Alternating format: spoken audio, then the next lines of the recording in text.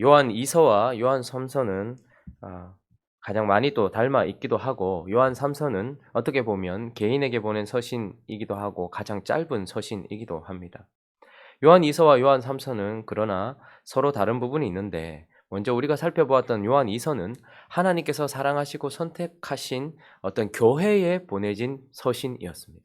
그러니까 어떤 부녀의 자녀들 이렇게 교회에 보낸 서신이었다면, 요한 3서는 하나님이 사랑하시고 선택하신 한 개인에게 보내진 서신이다라는 것이 다르고, 또 하나 요한 2서의 내용을 우리가 살펴보았던 것처럼 세상에 많이 나와 있고 그리고 교회에 들어오려고 하는 미혹하는 자, 적그리스도를 영접하는 것에 대하여, 그들을 받아들이는 것에 대하여서 경고하는 것이 요한 2서의 내용이라면, 요한 3서는 주의 진리를 가지고서 교회에 들어오려고 하는 사람들을 영접하지 않고 거부하는 것에 대한 경고다라는 것을 우리에게 보여주고 있습니다.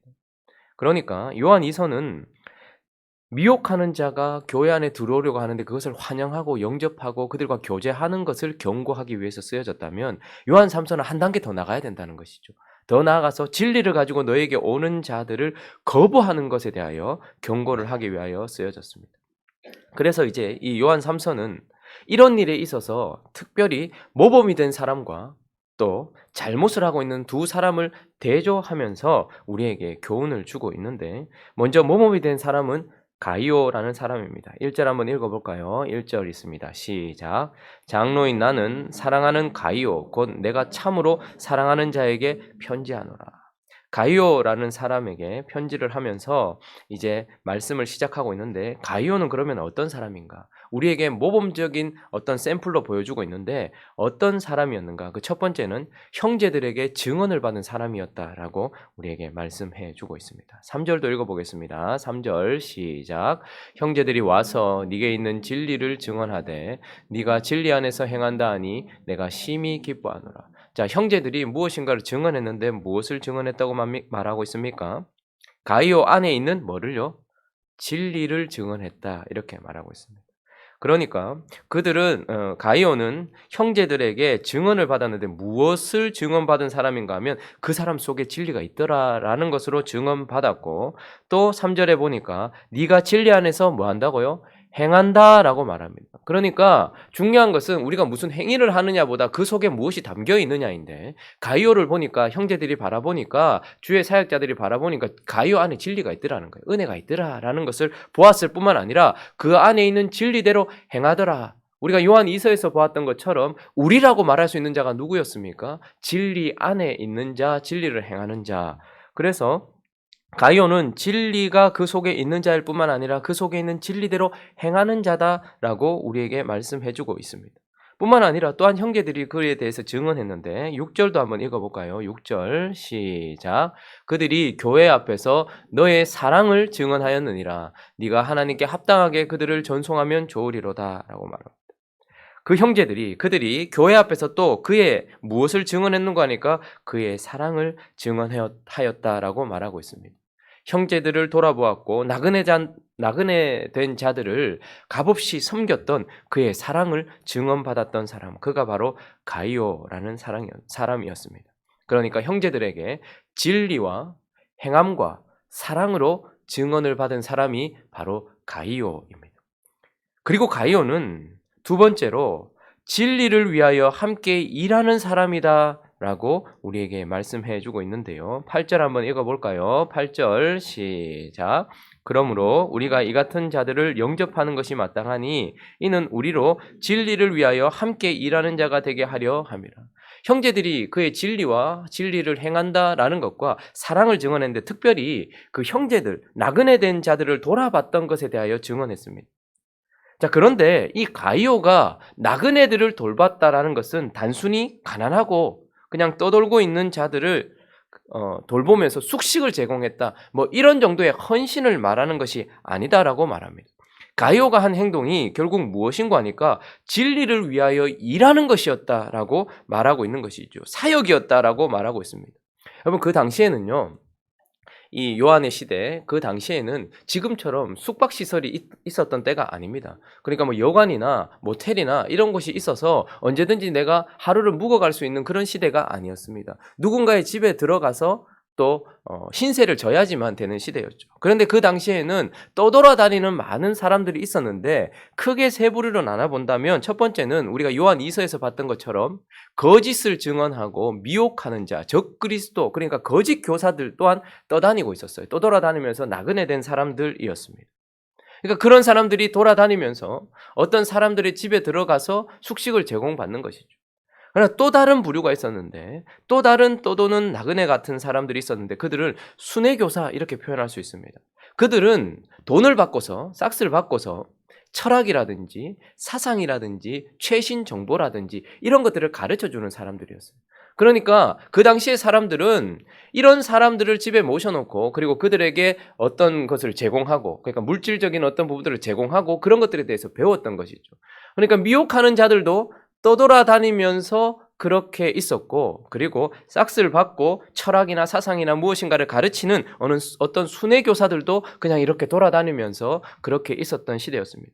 또 마지막 세 번째 부류가 바로 오늘 본문에 나오는 부류인데, 바로 이들은 복음을 전파하고 또한 그래서 생명을 전할 뿐만 아니라 그리고 그 생명으로 말미암아 변화된 교회의 교훈과 말씀을 가르쳐주는 무보수로 이런 일들을 하는 진리의 전파자들이 있었다라는 것입니다. 그러니까 진리의 교사들이 있었다라는 것입니다.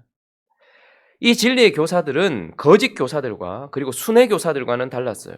왜냐하면 이 진리의 교사들은 이 거짓 교사들과는 달리 참을 전하고 진리를 전하고 생명을 전한다는 의미에서는 이 거짓 교사들과는 달랐고, 뿐만 아니라 순회 교사들과도 달랐어요. 딱 차이가 나는 것이 무엇이냐 하면, 순회 교사들은 언제나 일정 금액을 받고서 어떤 일을 했습니다. 그러나 이 생명의 전파자들, 말씀을 전파하는 자들은 무보수로 했다는 거예요. 그러니까 이방인들에게 돈을 받지 않았다는 거예요. 왜냐하면 그렇게 싹스를 받고 하다 보면 내용이 왜곡될 수도 있고 사람들에게 의지할 수도 있는 거예요. 자, 그렇다면 이들이 무보수로 일했기 때문에 어떤 것이 필요했을까요? 이런 무보수로 믿지 않는 자들에게 복음을 전파하고 믿게 된 자들에게 하나님의 교훈을 전파하는 이들에게 있어서 필요한 것이 무엇이었을까요? 바로 형제된 자들의 섬김이 필요했던 것입니다. 그래서 그 당시에는 이런 자들은 믿지 않는 자들이나 이방인들에게는 절대 싹을 요구하지 않습니다. 어떤 대가를 요구하지 않습니다. 생명을 전파해 줌에도 불구하고 교훈을 전해 줌에도 불구하고 그런 돈을 받지 않습니다. 대신에 같은 생명을 가지고 있는 형제 자매들의 어떠한 섬김을 통하여서 그들이 이 일을 계속할 수 있도록 하는 것이었고, 이 일을 하는 것 또한 함께 진리를 위하여 일하는 사역이 되었던 것이고, 오늘 본문 말씀에 나오는 가이오는 단순히 자기의 집을 오픈해서 숙식을 제공한 것이 아니라 그렇게 진리를 전파하고 교훈을 전파하는 자들이 그 일을 계속할 수 있도록 진리를 위하여서 일하는 자로 함께 사역했다라는 말이죠. 지금의 개념으로 말한다면 선교사들이나 목회자들은 보냄받은 사역자라고 한다면 이제 그들은 무엇으로 사역합니까? 그곳에 보낸 사역자들, 교회와 형제 자매들의 섬김을 통해서 그 일을 하는 것이죠. 그러니까 보냄 받은 자만 하나님께 사역자로서의 영광이 있는 것이 아니라 그들을 보낸 자도 같은 자리에서 하나님의 일을 하는 것입니다. 그러니까 보낸 자도 하나님의 사역자요, 보냄 받은 자도 하나님의 사역자고, 오늘 이 순회 교사들은 하나님이 보낸 자로서 사용하고 있었고, 순회 교사를 받아들인 가이오와 같은 사람은 보내는 사람으로서 사역하는 사역자, 그러니까 가이오는 진리를 위하여 함께 일하는 자였는데, 이 가이오에 대해서 그냥 이 정도로만 말하지 않고 그가 5절에 보니까 사랑하는 자여 네가 무엇이든지 형제 곧 나그네 된 자들에게 행하는 것은 신실한 일이니, 그러니까 하나님 앞에서 신실한 사역이다 이렇게 말할 뿐만 아니라 6절도 한번 읽어볼까요? 6절 있습니다. 시작. 그들이 교회 앞에서 너의 사랑을 증언하였느니라. 네가 하나님께 합당하게 그들을 전송하면 좋으리라. 그가 이미 형제들을 받아들였지만 그러나 또 무엇을 요구하는 거 하니까 네가 하나님께 합당하게 그들을 뭐 하면 좋겠다고요? 전송하면 좋겠다. 여러분, 어떤 순회 교사가 거짓 교사 말고, 그리고 철학을 전하는 어떤 그런 교사들 말고 진리를 전하는 순회 선교사들이 이곳에 왔어요. 그래서 하루를 혹은 이틀을, 그리고 그 순회 교사들이 얼마나 있을지 모르잖아요. 1년이 되어질 수도 있고 하루가 되어질 수도 있고 한 달이 되어질 수도 있는 그 가운데 그를 섬긴다는 것은 쉬운 일이 아니지만, 그러나 지금 또 무엇을 요구하는 거 아니까 합당하게 그들을 전송하라는 거. 이 말은 무슨 말인가 하면 다음 복음을 전할 장소에 가기까지 길량식을 주고 또 필요한 것이 있으면 더 보태주며 혹시 그곳에 가서 숙식을 제공받지 못할 수 있으니 그곳에서도 필요한 것들을 어떻게 해요? 미리 주라라는 것을 말하고 있는 것입니다. 그러니까 섬기되 넉넉하게 섬기라라고 말하고 있고, 가룟은 그렇게 자기 집에 모셔들여서 그런 진리를 전파하는 교사들을 단순히 그 순간만 섬긴 것이 아니라 그가 합당하게 계속해서 하나님의 진리를 위하여 일할 수 있도록 합당하게 섬기고, 이것을 네가 이 사람의 필요를 채워주라고 말하지 않고 하나님께 합당하게 한다라고 말하고 있는 것입니다. 데이비드 잭맨이라는 목사님은 영국의 목사요 또 교사입니다. 그러니까 성경 교사입니다. 아주 유명한 성경 교사이죠. 그런데 그가 오랫동안 사역하면서 영국 성도들의 어떤 조금 안타까운 태도들을 우리에게 지적을 하면서 영국에 있는, 그러니까 보내는 선교사와 같은 성도들, 집사들의 기도가 이러하다라고 말을 했습니다. 그들의 기도는 이렇다라고 합니다. 주님이 주님의 사역자들을 겸손하게 하시는 것처럼 주님, 우리는 그들을 가난하게 할 것입니다. 영국에 보내는 사역자들, 그러니까 성도들이 어떤 보냄을 받는 선교사라든지 그리고 말씀을 전하는 사역자, 목회자를 섬길 때에 하나님께서 이들을 겸손케 해야 되지 않습니까? 그러니까 우리도 이 목회자들을 가난하게 해서, 그래서 이들이 겸손해질 수 있도록 하겠습니다라고 기도한다는 거예요. 이 말은 무슨 말입니까? 인색하게 섬기는 영국 교회를 비판하고 있는 것입니다. 하나님은 가이오가 당연히 그 순간 순회 선교사들이 그리고 말씀을 전하고 진리를 전하는 자들이 섬김을 받을 때에 섬겨라라고 말할 뿐만 아니라 합당하게 그들을 전송해라. 그러니까 그들은 생활에 합당하게 선교사와 목회자를 섬기는 것이 아니라 최소 생계 수준을 고려해서 섬기더라 이 말입니다. 그렇게 섬기는 것은 하나님께 합당하지 않다라고 말하고 있는 것이죠. 저는 참 우리 교회에 감사한 것은 얼마 전에도 그렇고 그리고 선교사가 왔을 때도 그렇고 우리 교회가 어떤 사역자를 향하여서 넉넉한 마음을 가지고 있다라는 것을 보고 저는 참 감사했습니다.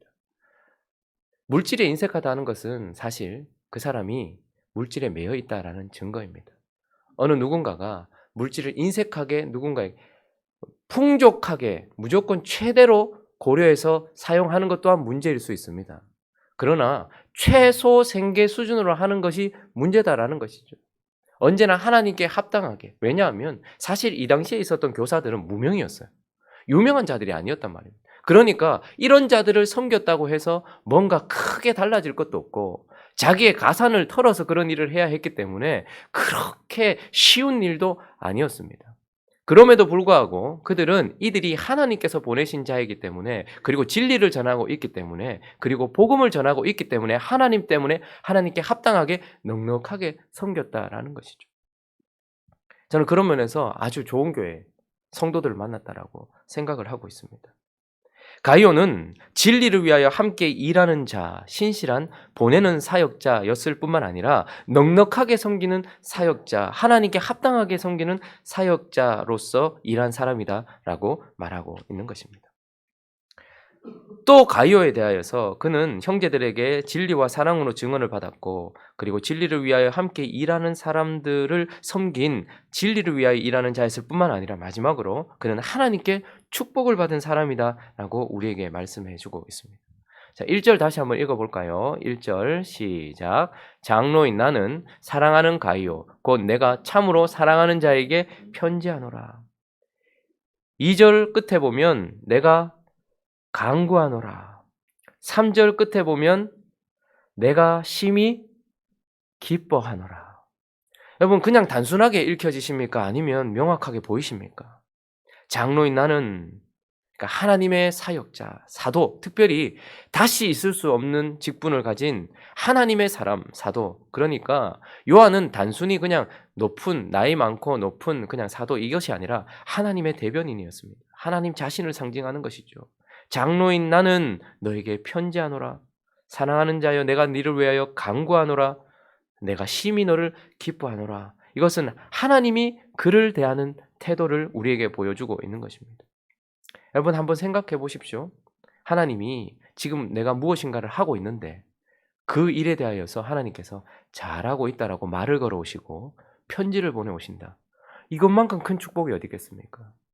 하나님의 음성이 그에게만 나는 사랑하는 가이오 곧 내가 참으로 사랑하는 자 너에게 편지하노라. 하나님께서 우리에게 특별히 인격적으로 다가오셔서 우리에게 필요한 말씀을 주시고 우리가 하고 있는 일에 대하여 칭찬도 하시고 우리에 대하여 말씀해 주시는 이 교제를 걸어온다는 것, 하나님께서 우리에게 말씀을 걸어온다는 것이 얼마나 큰 축복입니까? 가이오는 사실 이것을 바라고 이런 일을 한 것은 아니었을 것입니다. 그런데 사도가 오직 그만을 위하여서 그 노사도가 펜을 들고서 하나님의 말씀으로 그와 교제하고 있는 것은 그에게 얼마나 큰 축복인지 모르겠습니다. 가끔씩 우리는 우리에게도 주어진 이 은혜를 잊어버릴 때가 있는 것 같아요.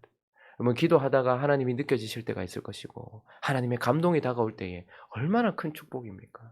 마치 한 사람에게 인격적인 편지를 보내듯 성령께서 우리 속에서 내 사랑하는 자라고 말하며 우리에게 말을 걸어오시는 그런 축복. 가이오는 이런 하나님의 축복을 받은 자였을 뿐만 아니라 2절은 읽어볼까요? 2절 시작. 사랑하는 자여 네 영혼이 잘됨 같이 네가 범사에 잘되고 강건하기를 내가 간구하노라. 요한 사도가 그를 위하여 지금 무엇인가를 바라고 우리 이렇게 말해요. 나는 네가 잘 됐으면 좋겠어. 바라고 원하는 것이 아니라 실제로 엎드려 간구하고 있다라고 말합니다. 무엇을 간구하고 있다고 말합니까? 사랑하는 자여 네 영혼이 잘 되었다. 네 영혼이 잘됨 같이 네가 범사에도 여기서 말하는 범사라는 육체의 삶 전체를 말하고 있는 것입니다. 사도 요한을 통하여서 주님이 간구하고 계시지만 사실 이 모습은 하나님 보좌 우편에서 우리를 위하여 간구하고 계시는 예수 그리스도의 모습을 보여주고 있고 성전된 우리 속에서 우리를 위하여 간구하고 계시는 성령님의 모습을 보여주고 있습니다.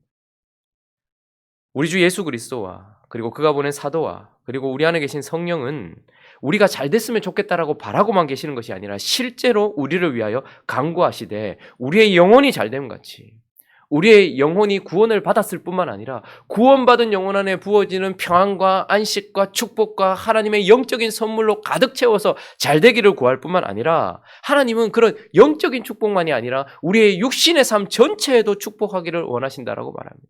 처음 교회가 시작되었을 때에는 육신의 삶에 대한 어떤 축복은 터부시되었고 영적인 축복에만 주목하는 경향이 있었습니다. 그래서 영적인 삶에만 주목하는 경향이 있어서 예를 들면 심하게 금식을 한다든지 예를 들면 심하게 가난해진 것 그것이 마치 축복인 것처럼 오직 영적인 것만 받은 것을 축복인 것처럼 생각할 때가 있었죠. 그러나 지금 이 시대는 또 반대가 되어버려서 영적인 축복은 눈에 보이지 않는 그런 영혼의 축복은 별로 중요시 여기지 않고 오직 우리 육체의 삶에 부어지는 축복만 생각하는 시대가 되었습니다. 그래서 그 사람이 물질이 많다든지 자식이 잘 된다든지 이것에만 또 집중하는 경우가 있습니다. 그러나 하나님의 간구는 이 양편 모두를 붙들고서 네 영혼이 잘됨 같이 네가 범사에 네 육신의 삶 전부가 잘되기를 내가 바란데이가 아니고 기도하고 간구하노라.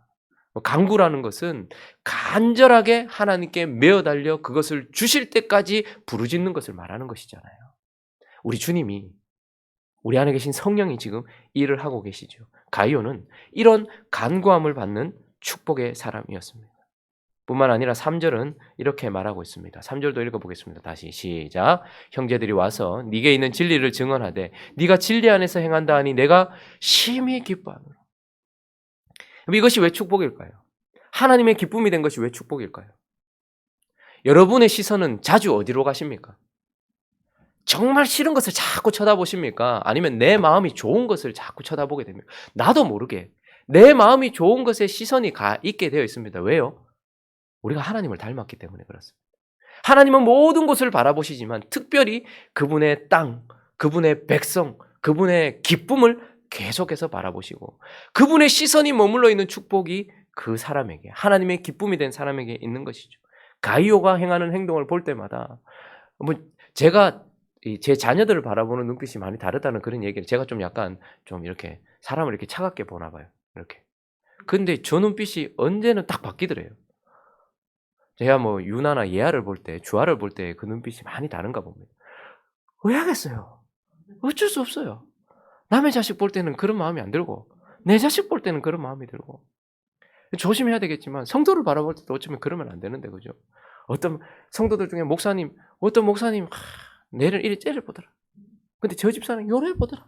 뭐 이런, 어떻게 해서 고쳐야 되겠지만 우리 주님이 모든 사람들을 바라보시지만 특별히 가이오를 바라보는 눈빛이 어떠신가? 내가 니를 보니까 너무 기쁘다는 것. 그 말은 그분의 시선이 끊임없이 그에게 가 있다라는 것 아니겠습니까? 가이오는 이런 축복을 받은 사람이다라고 말하고 있는 것입니다. 말씀을 정리하겠습니다. 가이오라는 이름의 뜻은 기쁨이라는 뜻입니다. 그런데 가이오라는 이름은 그 당시 헬라 시대에 아주 흔한 이름이었습니다. 마치 철수처럼 아주 흔한 이름이었습니다. 그런데 그의 그 흔한 이름에도 불구하고 그러나 이 요한 3서에 나오는 기쁨이라는 가이오는 아주 특별하고 아주 독특하며 하나님 앞에 유일한 가이오입니다. 왜냐하면 그는 기쁨이 돼 형제들의 기쁨이었고, 그는 기쁨이 돼 사역자들과 함께 동역하는 사역자들의 기쁨이었고, 그는 기쁨이 돼 하나님의 교제와 하나님과의 관계와 하나님의 기쁨이 된 그런 특별한 가이오였다라는 것을 우리에게 말씀합니다. 행복한 우리 교회 전체가, 이곳에 앉아있는 저와 여러분이 하나님 앞에 이런 가이오 같은 삶으로 말미암아 하나님의 기쁨과 또 축복을 마음껏 누리기를 예수 그리스도의 이름으로 축원합니다. 자, 한번 기도하겠습니다. 가이오의 모습을 다시 한번 살펴보면서 우리 자신을 한번 돌아보고, 하나님, 나도 가이오와 같은 삶을 살게 하여 주옵소서. 또 각자의 기도 제목들을 가지고 함께 기도하며 나가도록 하겠습니다. 기도하겠습니다.